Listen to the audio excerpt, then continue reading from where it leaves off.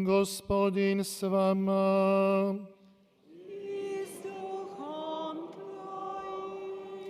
Navještaj Svetog Evanđelja po Luki.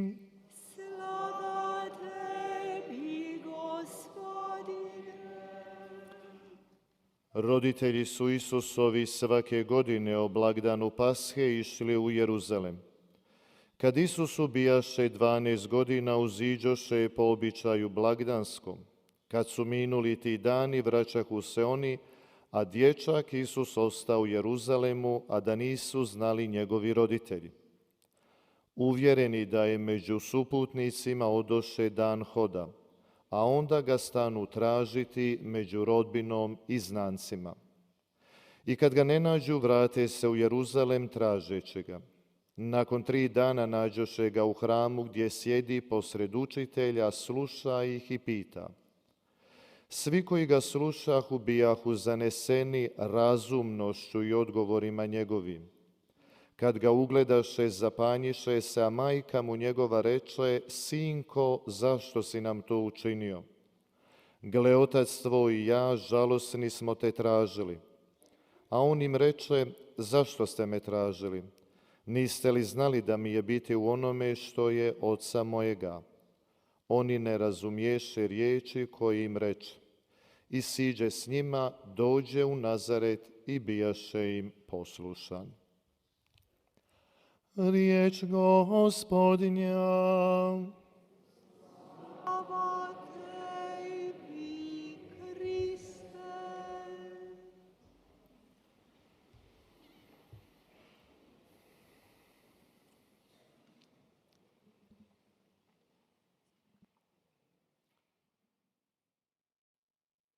Dragi vjernici, slavimo svetkovinu Svetoga Josipa. 친애하는 교형 자매 여러분, 오늘 우리는 복되신 동정 마리아의 배필이신 성 요셉 대축일을 지내고 있습니다. 이 성인은 우리 교회에서 매우 사랑받는 성인이시고, 또 크로아티아 민족은 성 요셉에 대한 지극한 공경심이 있습니다. 매우 성 요셉을 사랑합니다. 하지만 성 요셉에 관해서 그리 잘 알고 있지 못합니다. 공관 복음사가들은 요셉에 관해서 많은 언급을 하지 않습니다. 몇몇 부분에서만 잠깐 언급할 뿐인데, 이러한 언급은 예수님의 유년 시절과 관계를 맺고 있습니다. 그래서 베들레헴에서 태어나셨고 나자렛에서 사셨다는 사실을 알 수 있고, 복되신 동정 마리아의 배필이라는 정도입니다. 성 요셉은 한마디로 표현하자면 작고 보이지 않는 삶을 사셨습니다. 동시에 큰 믿음을 지닌 분이셨습니다. 그분은 자신의 삶을 살면서 자신이 계획했던 것, 자신이 원하던 대로 살지 않았습니다. 오늘 지내는 이 대축일을 통해서 교회는 우리에게 루카복음을 제시하면서 그분의 삶을 묵상하도록 초대합니다. 곧 우리가 들은 바대로 마리아와 요셉이 12살 된 예수님을 잃고 찾는 모습입니다. 그렇다면 우리 잠깐만 성 요셉께서, 마리아께서 어떻게 행동하셨는지 묵상하겠습니다. 그래서 우리들의 삶에 적용해 보겠습니다. 곧 성 요셉으로부터 교훈을 얻는 묵상을 해보겠습니다. 가장 먼저 오늘 복음이 우리들에게 보여주는 상황은 요셉과 마리아가, 즉 루카복음입니다. 요셉과 마리아가 예수님을 찾는 모습입니다. 그 군중 속에서, 그 많은 혼란 속에서 군중과 함께 예루살렘에 갔다가 예수님을 잃게 됩니다. 집으로 돌아가다가 예수님께서 안 계신 것을 알고 예수님을 성전에서 찾을 때까지 끝까지 예수님을 찾습니다. 형제자매 여러분, 여기에 우리를 위한 아주 멋진 메시지가 담겨져 있습니다. 이 숨긴 메시지는 다름 아닌 우리가 지속적으로 주님이신 예수님을 찾아야 한다는 것입니다. 우리는 모든 것이 다 신속히 돌아가는 사회에 살고 있습니다. 일이 많고 신경이 모두 예민해져 있고 많은 스트레스에 시달리며 살아갑니다. 이런 상황은 결과적으로 하느님을 잊게 만드는 상황입니다. 이렇게 되지 않기 위해서 우리는 성 요셉으로부터 배우지 않으면 안 됩니다. 성 요셉은 어떤 일을 하셨을까? 성 요셉은 마리아와 함께 아들 예수를 잃었던 그곳으로 돌아갑니다. 마지막으로 아들을 만났던 그 장소로 되돌아갑니다. 그리고 곳곳을 샅샅이 훑어 예수님을 찾습니다. 가장 중요한 것을 찾기 위해서 성전으로 갑니다. 우리는 인생을 살면서 우리는 앞으로만 마구 달려갑니다. 그러면서 자주 하느님을 버립니다. 하느님을 내버려 두고 살기 때문에 우리들의 삶이 불완전합니다. 우리는 모든 것을 다 지니고 있다고 생각하고 우리가 원하는 대로 산다고 생각합니다. 그러나 자문해 봅시다. 우리의 삶에 무엇이 잘못되어 있을까? 무엇을 해야 할까입니다. 형제자매 여러분, 필요한 것은 뒤로 돌아가 보는 것입니다. 잠깐 멈추어서 우리들의 삶이 어디로 가는지 둘러보아야 합니다. 그리고 변화시켜야 합니다. 그리고 성전을 방문해야 합니다. 곧 성전을 방문해서 우리들의 신앙을 쇄신하고 하느님과의 관계를 쇄신하면서 우리들의 그 첫사랑으로 돌아가야 합니다. 하느님과 함께 해야 할 때만이 우리는 앞으로 나갈 수 있기 때문이지요.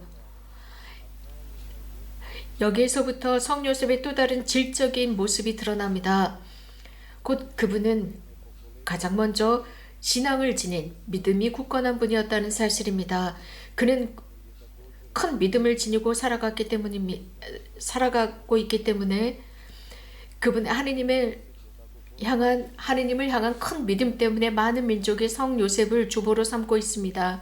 성 요셉은 구약과 신약 계약 사이의 마지막 우리들의 선조입니다. 그래서 신약과 계약을 연결하시는 분이십니다. 그들의 신앙과 그분의 완전함, 하느님을 향한 완전한 신뢰는 그의 고요한 삶을 보여주고 있습니다. 그 신앙이 얼마나 생생했으면 하느님께서 마리아를 그분에게 맡겼을까요? 성령을 통해서 잉태하신 마리아를 맡기고 그분을 보호하신 분이십니다. 그래서 예수 그리스도가 베들레헴에서 태어나실 수 있도록 마리아를 잘 숨겨주고 돌보았습니다. 얼마나 큰 믿음을 지녔을까요? 그 큰 믿음을 지닌 성 요셉이 아기 예수님이 태어나신 그곳, 그 목동들이 쉬고 있는 그 동굴의 구유에 태어나신 예수님 앞에 무릎을 꿇게 됩니다. 하느님께서 훨씬 더 작아지셨고 그래서 사람들과 더 가까이 하고자 하시는 그 하느님 곁에 무릎을 꿇었던 성 요셉을 상상해 봅시다. 하늘로부터 메시지를 들었을 때를 상상해 봅시다. 헤로데로부터 이 아기를 보호해야 한다라는 천사의 말을 들었을 때 이집트로 피신을 갑니다. 외국으로 떠나야 했습니다. 그래서 헤로데가 살아있을 때까지 외국에 살아야 했었던 이 외국의 이 피신 생활이 얼마나 힘들었을지 상상해 봅시다. 성 요셉은 살아생전 예수님과 나자렛에서 살았습니다. 날마다 예수님과 생활했습니다. 그런 일상의 소소한 것들을 함께 나누면서 살았습니다. 이 아기가 구원자, 세상의 구원자 메시아가 되리라는 그 믿음, 사람들이 오랫동안 오랜 세기 동안 기다려왔던 바로 그 메시아, 그 구원자라는 사실, 이러한 성 요셉의 신뢰와 믿음, 요셉이 지녔던 것입니다. 누구든지 그분을 믿는 사람에게는 겸손과 희생의 정신이 필요하고 모든 존재를 다한 믿음이 필요한데 바로 성 요셉께서는 이러한 모든 요소를 지니셨습니다. 형제자매 여러분, 교형자매 여러분, 우리들의 믿음이 굳건해질 수 있도록 전구해달라 성 요셉께 청합시다. 우리는 얼마나 우리들의 능력을 믿고 있습니까? 하느님의 섭리를 얼마나 믿고 있습니까? 우리가 어떤 어려움에 봉착했을 때 정말 하느님의 섭리와 도움을 믿고 살아가는 것입니까? 혹은 우리들의 힘만을 믿고 우리 힘에 의해서 무엇인가를 하려고 합니까? 바로 이 순간 성 요셉께서 우리들을 도와주십니다. 성 요셉은 시련과 불확실성에 시달렸습니다. 그럼에도 불구하고 성 요셉은 굳건하셨고 충실하셨고 하느님을 향한 믿음을 잃지 않았습니다. 또 성요셉의 마지막 특징이라고 한다면 특별한 것으로서 복음에 등장하는 모습입니다. 그분의 침묵입니다. 성경에 등장하는 모든 사람들이 있지만 그 중에서 단 한마디도 하지 않은 분은 성요셉이었습니다. 그분의 그 고요함을 통해서 우리가 생각해 볼 수 있는 게 있습니다. 하지만 형제자매 여러분, 침묵할 줄 아는 것이 얼마나 큰 것인지요. 하느님의 말씀에 내 침묵을 드리는 것이 얼마나 중요한지요. 오늘 복음에서도 성요셉은 단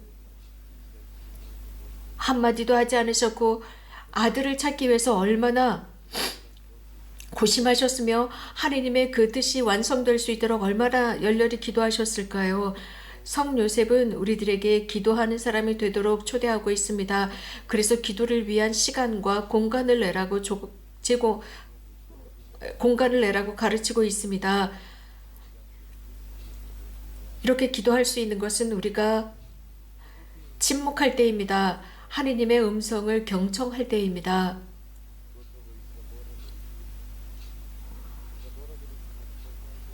그런데 오늘날 우리는 듣는 법을 완전히 잊었습니다. 듣지 않고 있습니다.